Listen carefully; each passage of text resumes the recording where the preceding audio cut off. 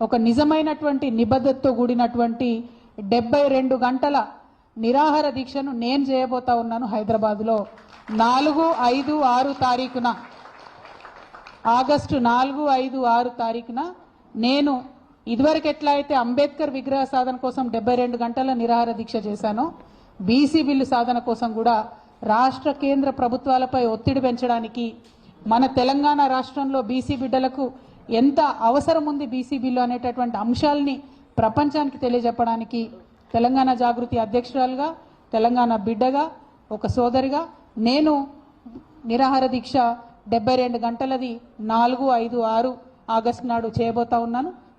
దీనికి సంబంధించి మేము ప్రభుత్వానికి కూడా ఇమీడియట్గా పర్మిషన్ కోసం పెట్టుకుంటాం. వాళ్ళు పర్మిషన్ ఇస్తే మంచిది, ఇవ్వకపోతే ఎక్కడ వీలైతే అక్కడ కూర్చొని 72 గంటలు మాత్రం ఖచ్చితంగా దీక్ష చేస్తాం. నాకున్న కాన్ఫిడెన్స్, నాకున్న విశ్వాసం ఏంటంటే అంబేద్కర్ విగ్రహం సాధించడానికి ఉమ్మడి ఆంధ్రప్రదేశ్లో 72 గంటలు నేను నిరాహార దీక్ష చేసిన. ఆ తర్వాత అనౌన్స్మెంట్ వచ్చింది. కిరణ్ కుమార్ రెడ్డి గారు ఆనాడు ఒత్తిడికి తలొగ్గి అంబేద్కర్ విగ్రహాన్ని అసెంబ్లీలో పెట్టడం జరిగింది. అదే పంతాను, అదే గాంధేయవాదాన్ని, అదే ప్రజాస్వామిక పరిధిలో మేము నిరసన తెలియజేస్తాం, అవసరాన్ని తెలియజేస్తాం. బీసీ బిల్లు ఎందుకు రావాలన్న అవసరాన్ని, మా నిబద్ధతను ప్రపంచానికి చాటుతామని ఈ సందర్భంగా మీ అందరికీ కూడా నేను తెలియజేస్తూ